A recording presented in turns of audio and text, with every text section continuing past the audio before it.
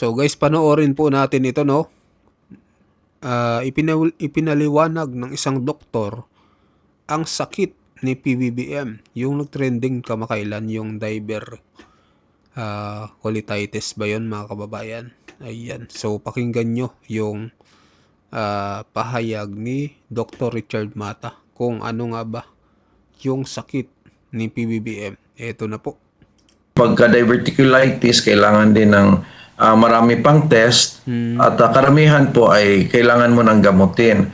So, in a sense, it could be preventive lang ng diverticulitis. Baka mild pa lang yon kasi nga nakauwi ka agad. No? Kasi basic nga, lalo na pag senior citizen at may naramdaman at inadmit sa gabi, karamihan ay hindi ka agad napapauwi dahil tinetest pa po. Hindi talaga siya totally na mamana. It's more on nahulog po talaga ito sa lifestyle, sa ating mga eating habits, sa lack of exercise. Yes, katulad na din po ang stress. So, grabe mga kababayan. Baka mamaya, totoo yung sinasabi ng iba na baka ano lang ito. Divert tactics lang ba? Yung bang diversionary tactics lang para maiba yung usapan. At sabi pa ng karamihan, baka wala naman talagang sakit. Nagkukunwari lang. So, yun po. Tuloy natin.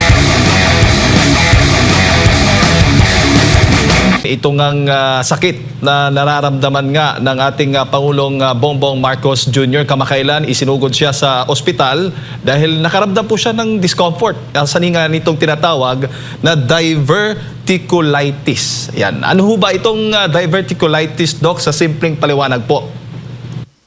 Well, ang diverticulitis, kung makita nyo may tis sa ending, ibig sabihin infection yun. Katulad po ng tonsillitis, o diverticulitis is another infection. Pero saan ito? Diyan po yan sa large intestine. So bakit nagkakaroon ng ganyan? Nagsisimula kasi yan as parang outpouching ng ating malaking bituka o yung colon. Dahil possible na kulang sa fiber ang kinakain, kulang sa ehersisyo, medyo tumatanda na din, and then pwedeng constipated din. So ang ending nun, tumataas yung pressure doon sa large intestine, kaya nagkakaroon ng paglalabas ng bulsa or outpouching doon sa large intestine.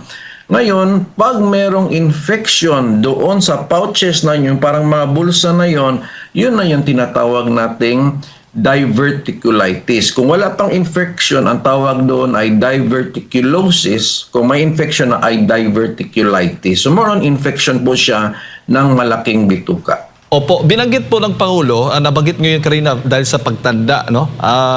Bukod dyan, ay karaniwan daw po sa mga taong may stress, o stress po, Doc, paano ho yun nakaka-apekto?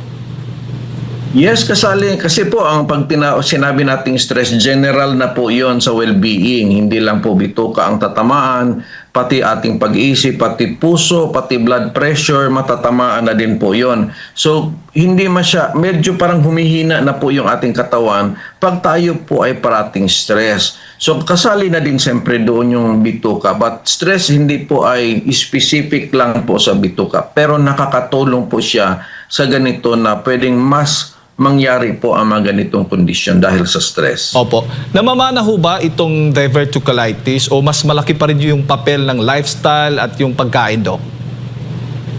Regarding sa diverticulitis, dahil nga ito ay sa inasabi nating infection, hindi talaga siya totally na mamana. It's more on nahulog po talaga ito sa lifestyle, sa ating mga eating habits, sa lack of exercise. Yes, katulad na din po ang stress.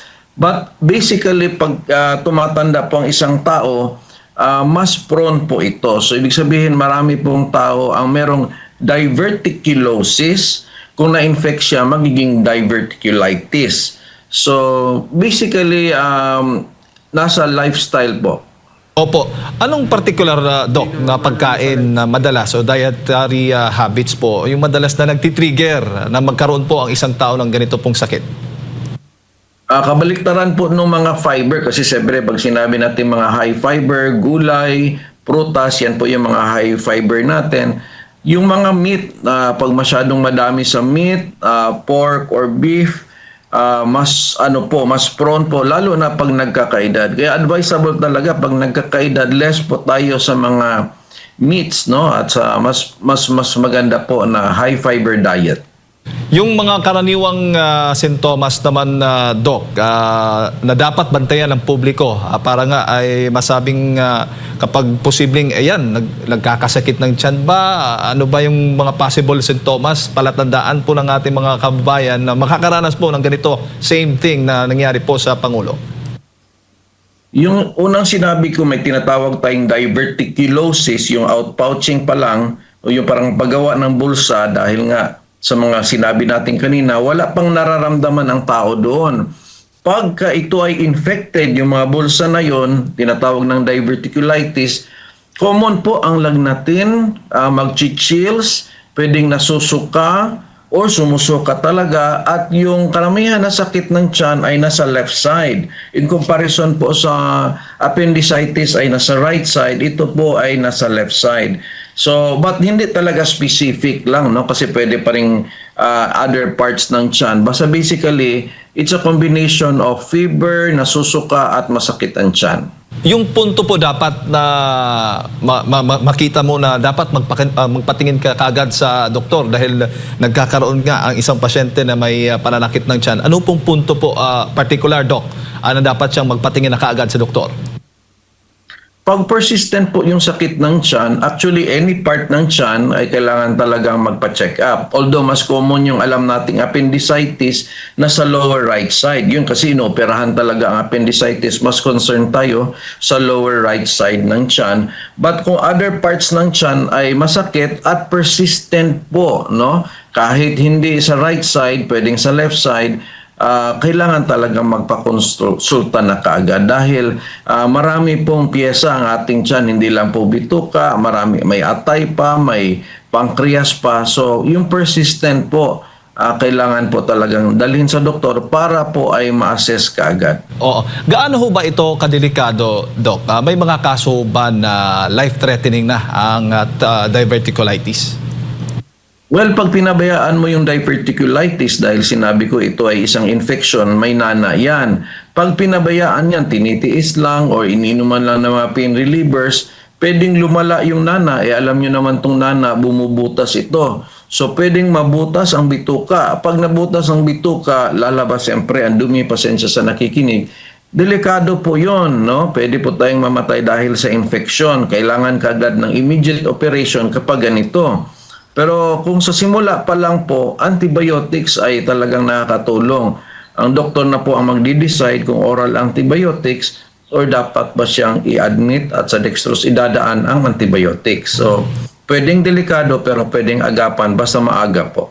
Opo, paano yung sa kaso naman po ng Pangulo, sumailalim siya lamang sa medical observation? Gaano ho ba o ano po ba yung ipinahihiwatig nito tungkol sa severity ng kanyang kondisyon? Well, hindi pa ako talaga 100% sure na yun na po talaga ang case kasi nga wala namang lagnat na na-mention at nagtrabaho naman kagad ang presidente. So actually pagka diverticulitis kailangan din ng marami pang test at karamihan po ay kailangan mo ng gamutin. So in a sense, it could be preventive lang ng diverticulitis. Baka mild pa lang yon kasi nga nakauwi ka agad, no? Kasi basic nga, lalo na pag senior citizen at may naramdaman at inadmit sa gabi, karamihan ay hindi ka agad napapauwi dahil tinetest pa po.